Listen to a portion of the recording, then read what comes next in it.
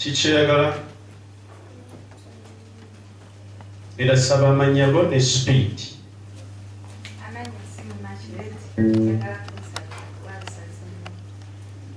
Okozotya? Wala kutono.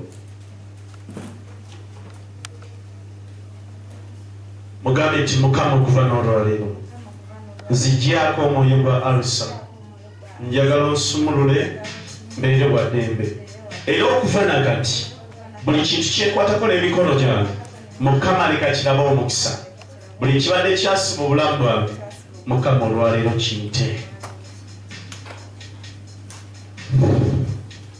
kitange buli mwoyo gwonna ogw'okufiirizibwa obubadde ku bukyalo okusira n'okuli ku bulamu bwe Mukama nkuwangula olwaleero omwoyo gw'okugaanibwa mu linnya erya Yesu genda ogwagwe ala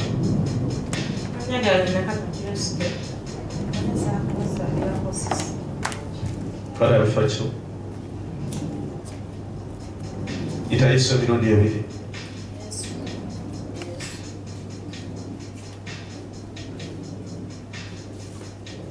tunoolira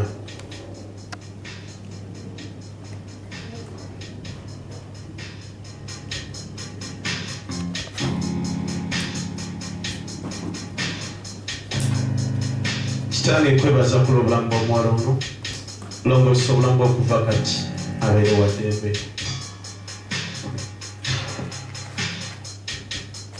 kugobako buli ndagaano zonna ez'ekikula ekyengeri ekyenjawulo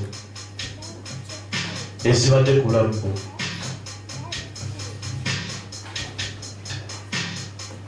mwenye egy'obusamize otte obulamu bw'omwana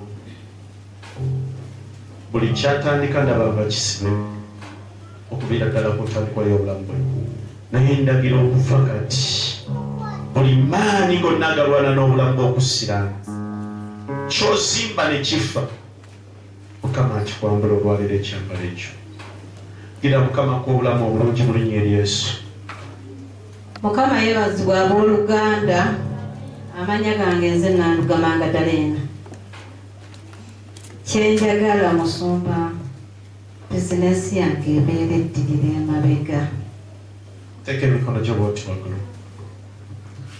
mugambe nti Mukama wampa emikono gino okukola ne buli kyekwatako tekiyimuka kati okuva n'olwaleero ntwala amafuta okuva mu kifo kino kanzireyo nkole nga buli kyekwatako kitambula bulungi omukisa gwo gwewa Ibrahimu ne Isaaka ne Yakobo gubeere emikono gyange Mukama era okuva n'olwaleero buli kibadde kisiranya byenkola maze okkiwangula n'omusaayi gwa Yesu genda Mukama Katonda okuwa omukisa mu bizinesi nange musumba nsaba kunsabira natandise bizinesi otandise bizinesi okola bizinesi ki omanyi bizinesi nyingi kati sika byakulya kola ki emikono gyo mugambe Mukama wapatayiti abantu balye ebyenkola ebyokulya bya abantu bawe enjala ate nga bwe baluma batunulira byakulya bya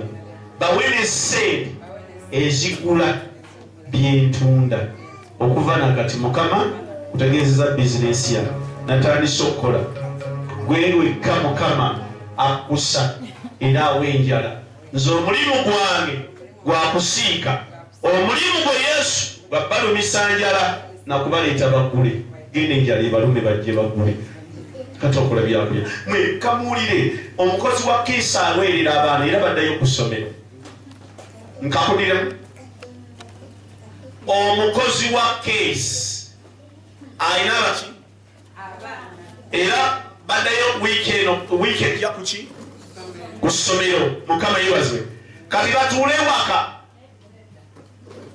bw'ajja okunsiika n'omusabira essaala nkola ntya essaala ki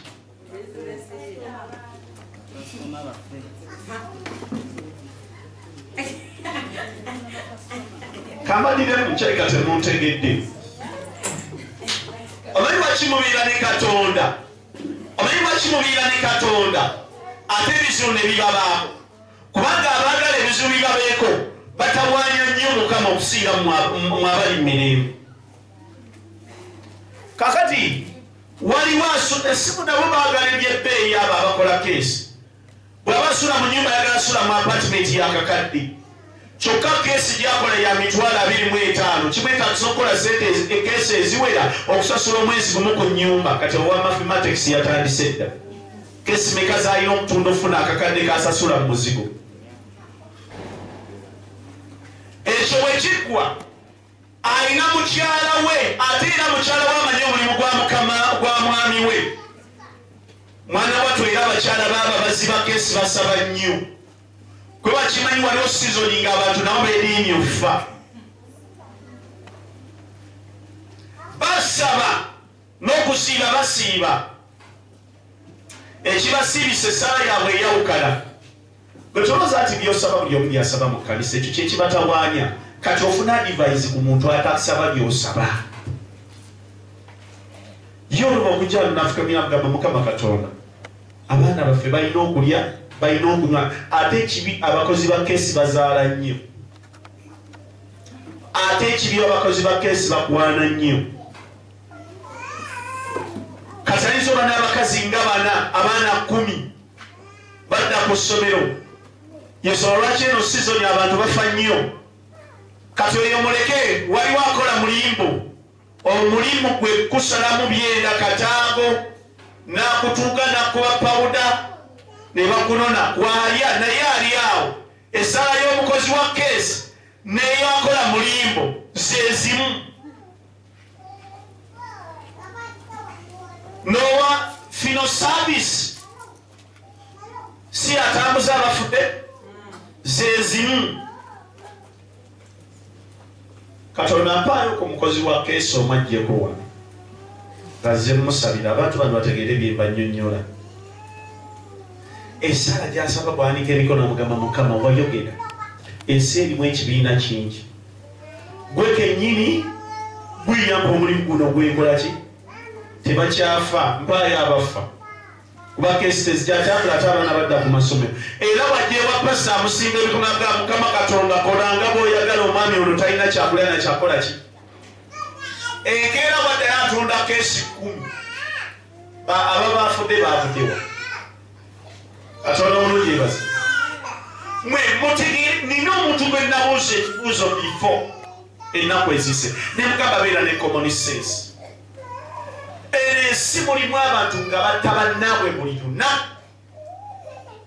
Bulidi emubuuza ekibuuzo.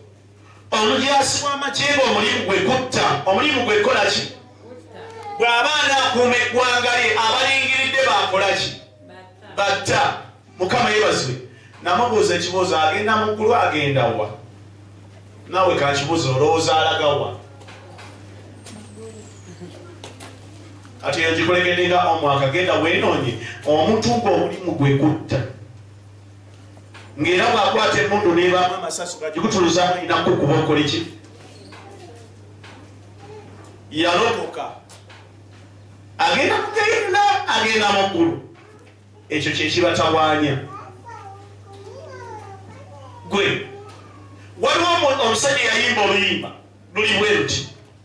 Nafunye ennamulondo yange okuliraana Yesu gambira abamalayika tinkoma weka sifaayo kwabo baana bankyawa kasita nnamulondo yange eriwaye munnamagye eyabimba muki sebo ye alabate oba mwogera nti yatta abantu e Somalia. Nasoma ekyandikwa mu Bayibuli ekyamalako pulaani nga kigamba mu kiwonvu ky'e Gaza tewalikoma kufa na kuyiwa musaayi kyokka nga wabeerayo bantu era ng'eyabatonda yaani nga bya mirembe gyadda nnyo. Mukama abawa omukisa mutegeere ebintu n'ekyemuyinosa. Kati omukozi wa keesi bw'atuula n'akola mulimbo nowa fino service basobola okwewaalirira era ebasabira wamu essala yaabwe Katonda agiddamu ki. Kaakati buli gwakwatako afa bufi kuba bayigidde amafuta g'okufa wegendeze n'osaba nabo yakubanga bwokuŋŋaana naye amafuta ga naawe oli awo weweerimbise weweetuzi